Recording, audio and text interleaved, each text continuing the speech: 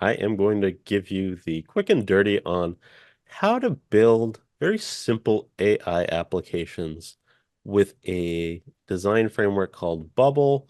Bubble is a low-code environment that is used for doing rapid, like web-based tool prototyping. In addition to prototyping, it also lets you create like full applications that you can like create a URL for online through Bubble's site. Uh, I can do a quick walkthrough of how some of this works. Uh, and again, I am just going to be going over some of the basic steps of how this works. I won't go into like some of the nitty-gritty details of how you make a really complicated app. We're just going to make a very simple app that connects to, let's say, Claude AI, Anthropic's API. Uh, so the first thing we're going to do is just go to bubble.io, and it'll bring you to this landing page. From there, you can create an account or log into an existing account. I typically just use my Google account to do my login, so I will click on that, and I will log into my Bubble account. And from there, it will bring you to a screen that shows you some of your existing applications. Uh, we can just create a new app. We'll just call this the demo application. And we'll get started with this. And we'll start with just basic features. We won't activate a free trial or anything. Though if you want to host it online and have it so other people can click on your app and you can share it out to the world, you will need to start a free trial. This is just something that's a private environment that only I will be able to interact with. So that's just one uh, minor difference. Uh, And once that loads up, you'll be taken to the blank canvas of your application. So this is currently what our application looks like. It is currently a blank screen. Uh, the nice thing about Bubble is it has a drag and drop interface, very similar to if you've used like a Power Apps or a Squarespace or I guess Squarespace is a little bit different now.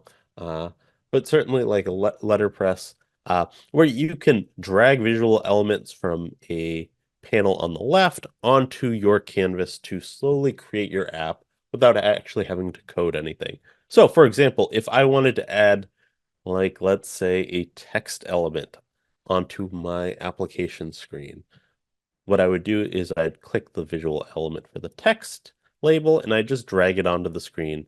And voila, now we have a text element on our screen that we can resize and do all sorts of things.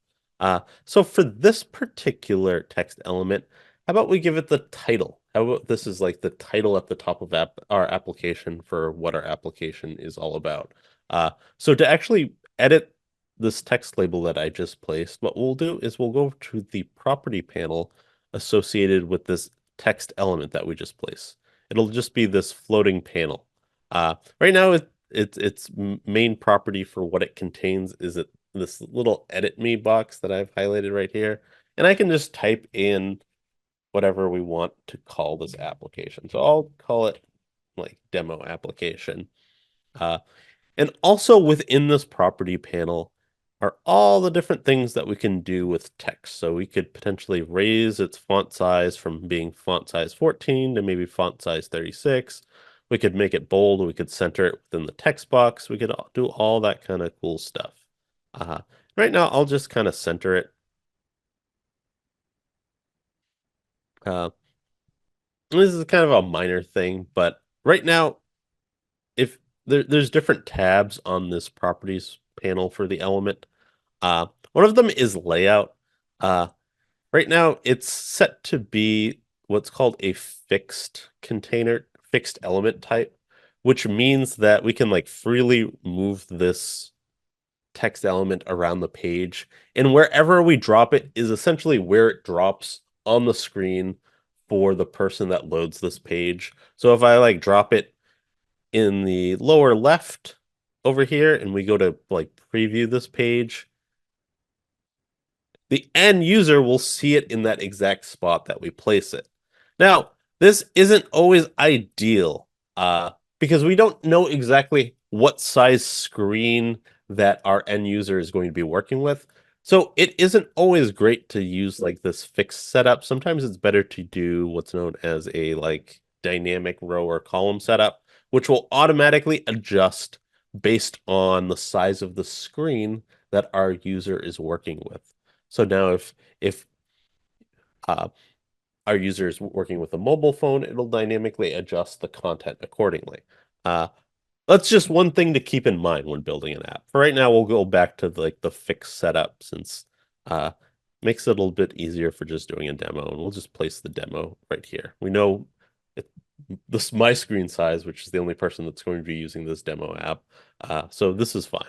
Uh, so we have our text label. We might want some other elements on our screen because right now all we can do is just display this text called demo application.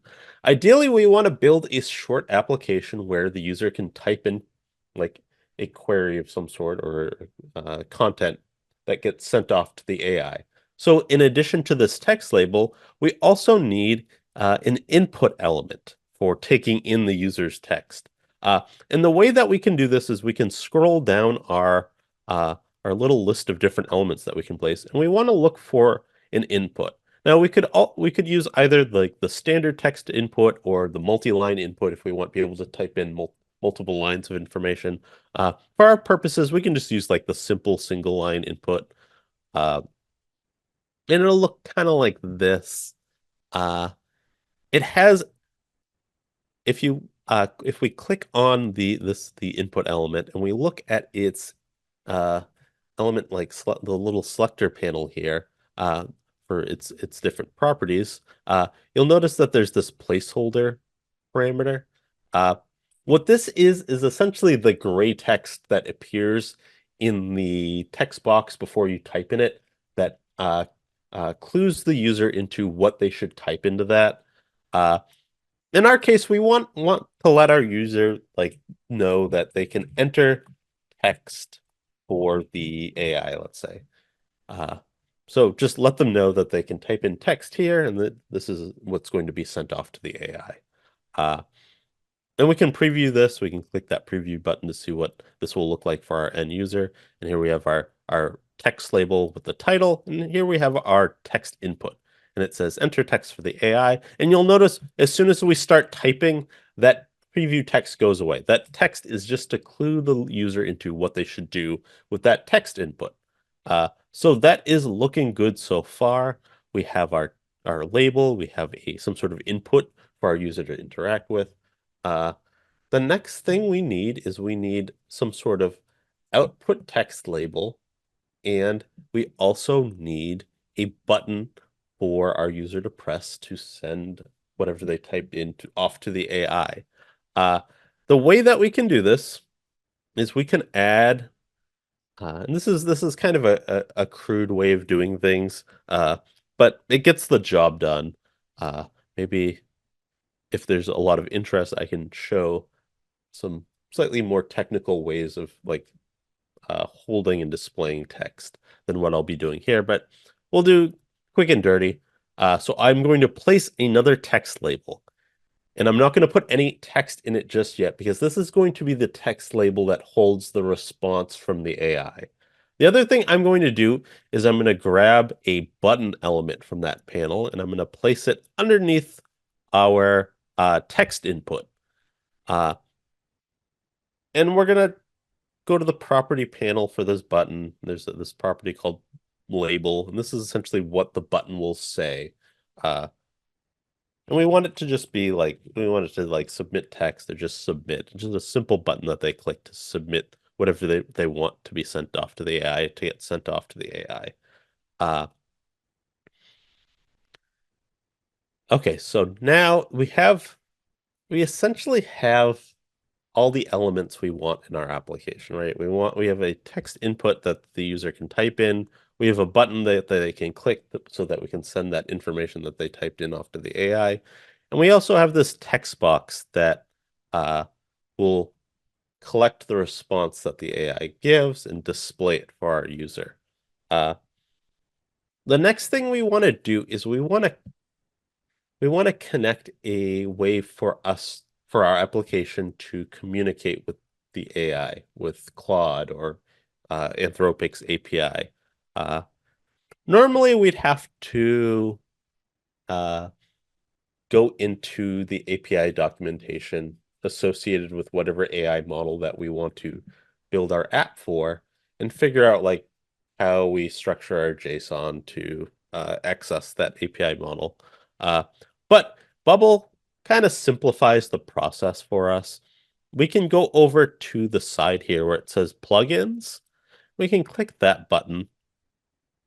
And what this allows us to do is it allows us to add plugins for that do different jobs, that or specialized jobs, we'll say, that are normally difficult to get to program our application to do. And one of those is interacting with these different AI models. So what we can do is we can type in Claude, and right now we can see there are a few different tools that we could potentially use for interacting with Claude.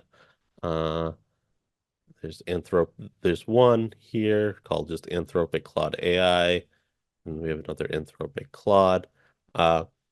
Essentially, all of these will allow us to connect our application to Anthropic's API model.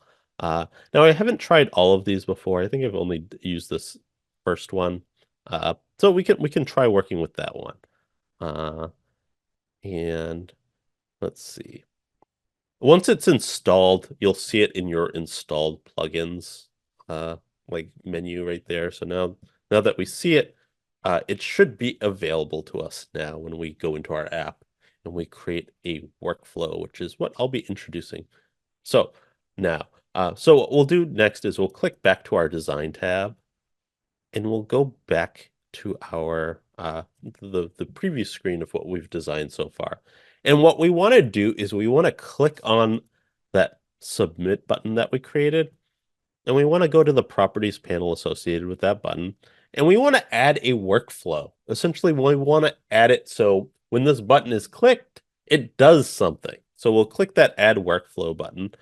And it says up here when the submit button is clicked, what do we want it to do?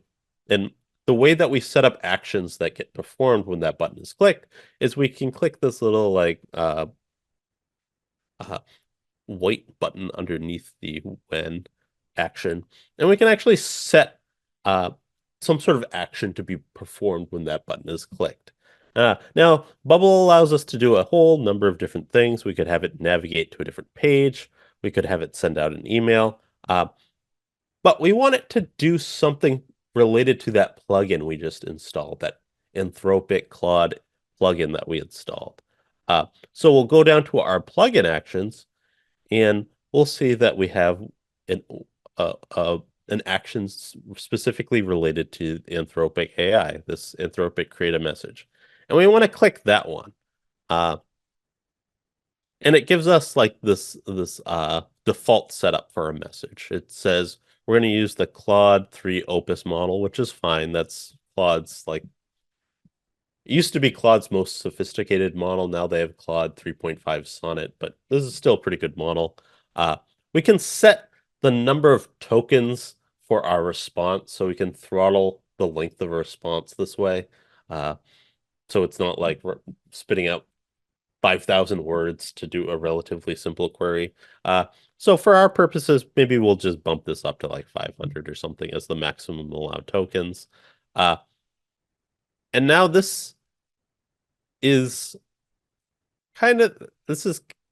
this is one of the crucial things, because this messages parameter is what gets sent off to the AI. Right now, what we're sending off is what it says after the colon there, hello world. So that's all of the content we're currently sending off to the model. We're just sending hello world. But this isn't exactly what we want. We want it to send off the text related to whatever the user typed in.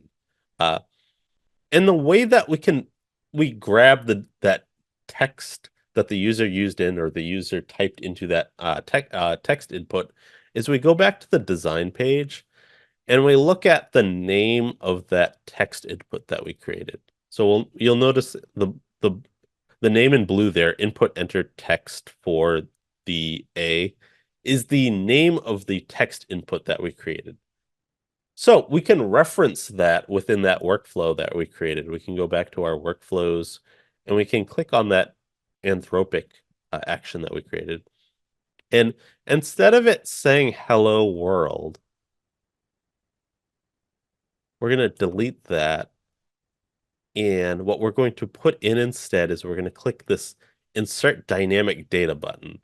And what we're going to insert instead is we're going to look for the name of that text input, the input enter text for the AI. We're going to click on that. And we're going to extract from that element, we're going to extract the value, the text value. So essentially all the text that's contained within that text box that the user has entered. And then we'll click away. And when you see the dynamic text is blue rather than red, that means it's working. You've put in an acceptable input. So that's good. So far we're taking whatever text that the user typed into that input, and we'll be sending it off to the AI. The thing that we will need to do is we'll need to actually get an API key to do this. And this involves going to the model that we want to use, or the company that hosts the model, and getting what's known as an API key to do this. So for Claude, what we would go to is we would go to Claude API, which I think is just like claude.console.api. And we can just go to this website. I should say that this isn't globally available right now, like the Claude API, though I think they're slowly rolling out a global release. I think it's only available in a handful of countries, including the US right now. So I apologize if you are currently in one of those countries where it is not widely available. Hopefully they will get you hooked up soon. So essentially what I will do is I will sign into my Claude account, and I will get an API key. I'll create a new API key. Let's see. We'll call this the demo API key, or demo key, let's say. And I will copy this key and make sure you, like, whenever you do create a secret key or an API key, always save it in like a text file or somewhere just in case you need it again.